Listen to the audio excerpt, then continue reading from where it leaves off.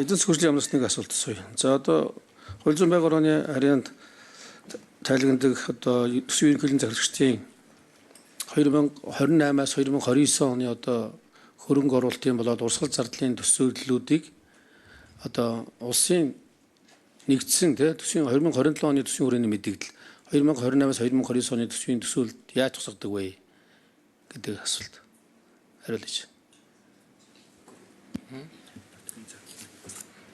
Задрахгүй зүйл асууад байна да тий. Чин одоо ингэ тахгүй одоо энэ бүх байгууллагууд харьяа байгууллагууд ирсэн байна шүү дээ тий. Тэгвэл эдгээр улсууд чинь бүгдээрээ 3 жилээр тодорхой хэмжээнд урсгал зардлаа хөрөнгө оруулалтуудаа тооцоолоод ингэ өгж байгаа шүү дээ. Тэгвэл тэрийг одоо манай 2027 оны улсын төсвийн хүрээний мэдээлэл дээр 2028-аас 29 оны төсвийн төсөөлөл дээр яаж тусгад юм бэ гэж асуудаг.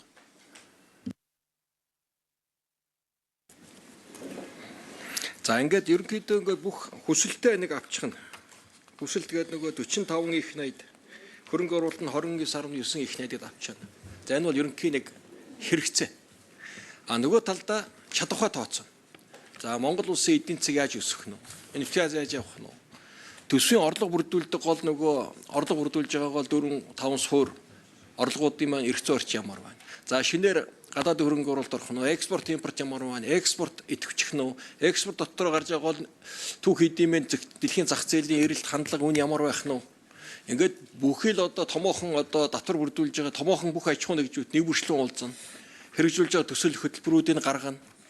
За ингээд нийт энэ эдийн засгийн хэрэглэлтээс нэг ийм зүйлийн орлого бий болох нь. Энэ орлогоосоо нэг зарлага нь ийм байх нь зохистой гэдэг яг төсвийн тусгай шаардлагатай нийцүүлэл ингээл гараад ирж. Энийг гаргахын тулд статистик, Монгол банк, сангийн яам, төсвийн ямар харуулъя? Төсвийн доктортой байдлын зөвлөл ингээ бүх одоо холбогдох байгууллагуудтайгаа ярина. Тоонуудаа наашин цаашин болгон шинжлэх ухааны иргэдийн нийгмийн олон байгууллагуудаар хэлэлцүүлнэ. За ингэж яагаад олон улсын байгууллагын дүн шинжилгээнүүдийг судална, тааруулна. Чин бүтэн одоо намраас энэ хавар үлтэр 4-5 сарын тасралтгүй үйл ажиллагаа. Тэгжээж тоо гарч байгаа.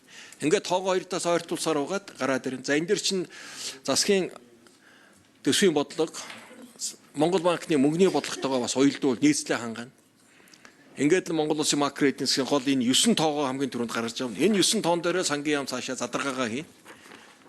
Энэ дээрээ тэгэл төслүүдээ эренбэлэн, шаардлагуудаа эренбэлэн. Тэгээ нэгдсэн одоо яагаад төсвийн нэгдсэн бодлоготой улс орно гэдэг чинь ердөө энэ дээрээ л одоо хамгийн юм үзэж гаргана шүү дээ. Ахаад эдийн засгаар тэлэхгүй бол одоо байгаа манай бий болгосон эдийн засгийн чадах маань үндсэндээ эндээ хүрээд үндсэндээ ингээд нэг дуусч байна. Нэг 100 их найдын эдийн засаг хүрээд манай бий болсон үйлдвэрлэл потенциал, дэд бүтцэс, эрчим хүч бүх одоо суур төвшин тулж байна. Одоо бидэнд шинэ эрдэнэ, шинэ оюутлага, шинэ төмөр зам, шинэ цахилгаан станцыг бий болгож бүтээж ээж, шинэ экспорт, шинэ зах зээл гаргаж ээж, шинэ хөрөнгө оруулалтыг татчихээж бид нар дараагийн 100 их найдаа бий болгоно.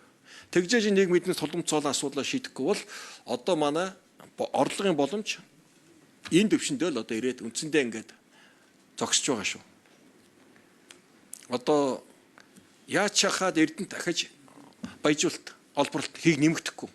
Нүүрсийн зах зээл 100 сая хүрээд зогсно. Хятадын зах зээл өөр хязгаартай байна. Төмөр зам дээд хүчин шалтаа хүртсэн, эрчим хүчний салбар цахилгаан дулааны үйлдвэрлэл дээд хүчин шалтаа хүртсэн, ажил хүчний оролцоо 63%. Нэлээд өндөртэй хүрчихсэн. Одоо бидэнд дайшлаад авах хүн байхгүй болж байна. Гаднаас ажил хүчний